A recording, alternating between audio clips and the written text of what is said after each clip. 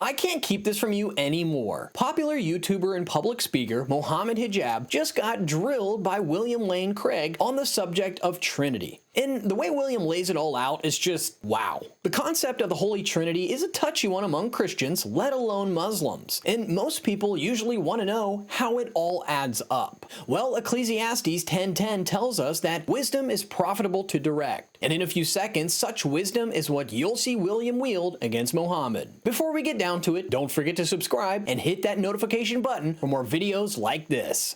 You've made this comparison with God, with Cerberus, the three-headed dog, and this is, I mean, if you can see on the camera, this is exactly what you've written in your article, that God is like a three-headed dog. You got 1, 2, 3, okay, and just as there's one body and 3 heads, the Trinity is the same thing. It's one body and 3 different heads. That's what you've said. Now, my question to you is as follows: if you have Siamese twins, and this you've been asked this once again before by Snyder on peer-reviewed journals, if you have a conjoined twin, person A, person B, would you consider that to be one person, or would you consider that to be 2 people? This is my question. So a while ago, Craig wrote an article about the Trinity, titled A Formulation and Defense of the Doctrine of Trinity, where he spelled out his understanding of Trinity via social Trinitarianism. Now, social Trinitarianism is a theological view of the Trinity that sees the Father, the Son, and the Holy Spirit as 3 distinct beings, emphasizing their functional relationship and unity. Social Trinitarianism kind of differs in perspective from the more traditional view of Trinity, which is known in theology as Latin Trinitarianism. But we'll get into that some other time. In trying to get people to better understand how 3 distinct deities can have a relationship so functional as to be considered one being, Craig used the analogy of Cerberus. But I guess that flew over Muhammad's head, because to him, all Craig was saying that God is like a 3-headed dog. Well, Craig had something to say about that. Now, the example I used of Cerberus, Mr. Hijab, I think has been greatly misunderstood. That is not intended to be an analogy to the Trinity. That was meant to be a springboard for thinking about what it means to be 3 persons in one being. And so I thought of this mythical dog in the Labors of Hercules guarding the gates of Hades, which has 3 heads, so presumably 3 brains, so 3 states of consciousness of what it's like to be a dog. And then based on that, I endowed them with self-consciousness and personhood.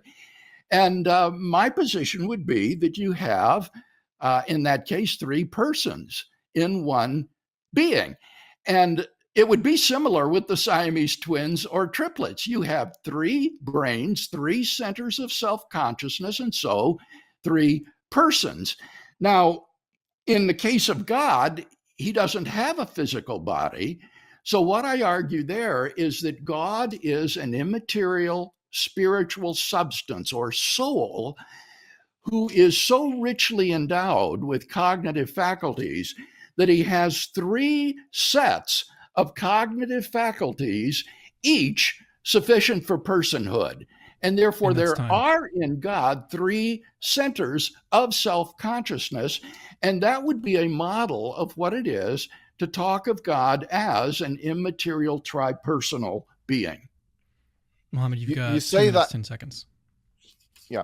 You say that this is not an analogy, but that's exactly what you write in your article. You say perhaps we can get a start at this question by means of an analogy. That's what Mr. Hijab, that's a springboard to thinking about Dr. it. Craig, let's let Mohammed finish his thought here. I understand, but you denied in your response there that this was an analogy, and you've written in your written work that this is perhaps we can get a start at this question by means of an analogy. And then you mentioned Cerberus as the analogy. So the point is this: I know it's difficult. I know it's very embarrassing. I'm sorry to say. I mean, comparing God to a dog anyway. I mean, we wouldn't compare a prophet to a god, but let's just, for the sake of argument, we're analogizing God with the dog. Now, I asked you a question, which is that if you have a conjoined twin, Siamese twins, one of them commits murder, we're going to put both of them in prison. One of them does something. This dog here can lick this dog. This here can bite this dog. These are three different centers of consciousness. Why are we considering this to be one dog only because it has overlapping bodies? This is a question that was posed to you in the academic literature. We've heard your response. I have to say it's a very insufficient and unsatisfactory response. Absolutely unsatisfactory. This is your model of the Trinity. I think this could be debunked by children, with all due respect. This is your model of the Trinity. Now, going to the part of you have to now maintain that God is made out of parts. And you've said this. You've made clearly you have the view that God is part, that there are parts of God. No problem. My question to you is this: who created the universe? Did the Father create the universe? Did the Son create the universe? Or did the Holy Spirit create the universe?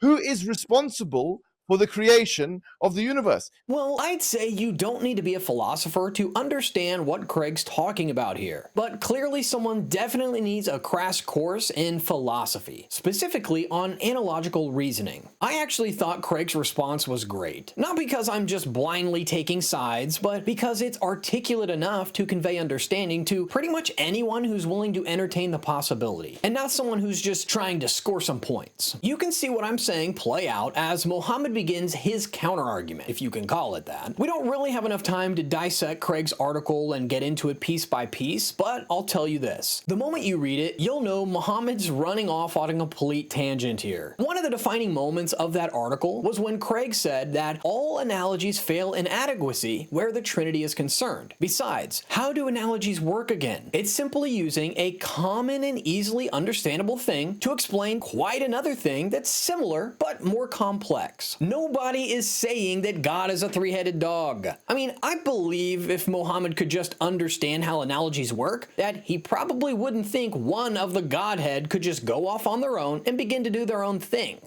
I mean, I've got a whole lot more to say, but let's get back to Craig and see how he tackles Mohammed's questions. So now your turn, 2 minutes. Causal overdetermination is not incoherent, Mr. Hijab. Imagine a candle being lit by two simultaneous matches, each of which is sufficient to illuminate the candle. In the case of the Trinity, the classical Christian doctrine is in Latin opera ad extra sunt indivisa, that the operations of the Trinity toward the external world are undivided and therefore undertaken by all three persons at once. But I think that is very plausible with respect to the doctrine of creation, that the three persons act in concert with each other to create the world.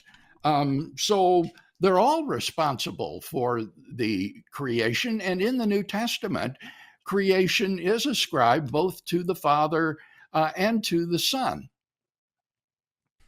If they're responsible, they can only be responsible either in a partial sense or in a full sense. They can't be responsible both in a partial sense and a full sense. You said causal overdetermination. I'm sorry to say you have not answered the question. The question is, can you have two subjects that are fully responsible, to a degree of 100%, fully responsible for the creation of one thing in its entirety? For example, can you have two mothers that are fully responsible for the production of one child? When you talk about, you don't want to say this because I know it's heresy. It's a heresy to say that the Father is not the creator of the universe 100%.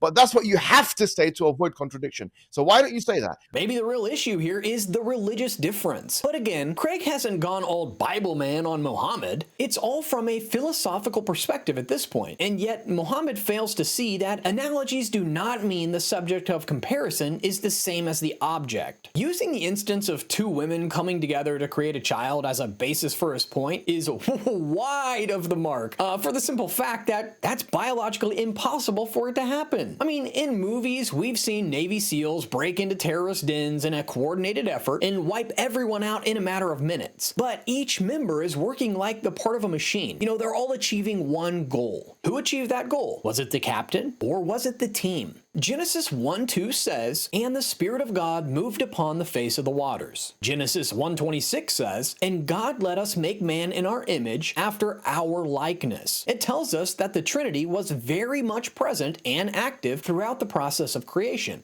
John 1, 1 through 3, and the verse 14 address the same thing. And it even supports Craig's perspective by telling us how one of the Godhead, who was part of creation, came down to earth and became flesh. But somehow for Mohammed, the idea of three people coming together to achieve one thing as one, it's so difficult for him to grasp. I don't think you understand causal overdetermination, Mr. Hijab. When two matches light a flame simultaneously or light a candle, they don't each contribute 50% to the lighting of the candle. They are each 100% sufficient for the effect, but they act concurrently with each other. And so in the act of creation, I see absolutely no problem with saying that there is a concurrence here of the action of the three persons of the Trinity to produce this creative effect. Okay, so to respond to this very clearly, your candle example with overdetermination, causal overdetermination, it's disanalogous to what we are talking about. Why? If you have two candles that come together to light a flame, you will have a bigger flame, you see. There's sufficient condition. There's sufficient. You've written this in your book on logic. You have a fantastic book, and I recommend it to the people for children on logic. The difference between necessary and sufficient conditions.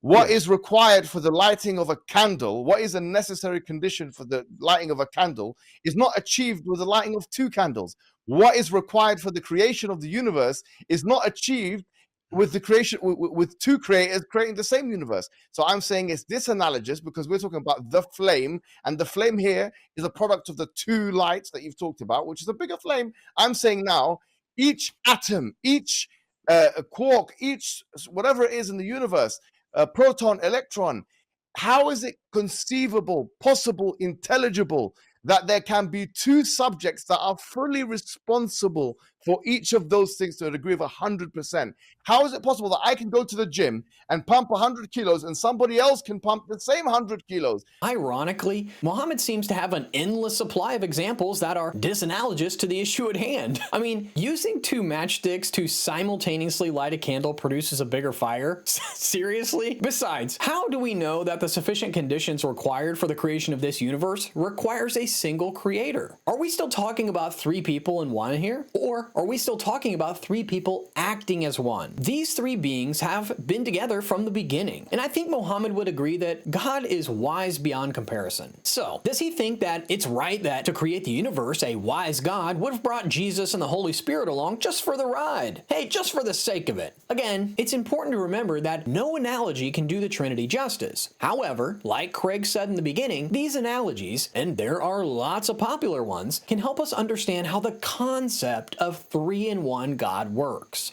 As usual, the comments section is open. Feel free to drop your thoughts and questions. If you guys found this video interesting, you'd be doing someone a favor by sharing it with them. Thank you all for watching, and I'll see you in the next one.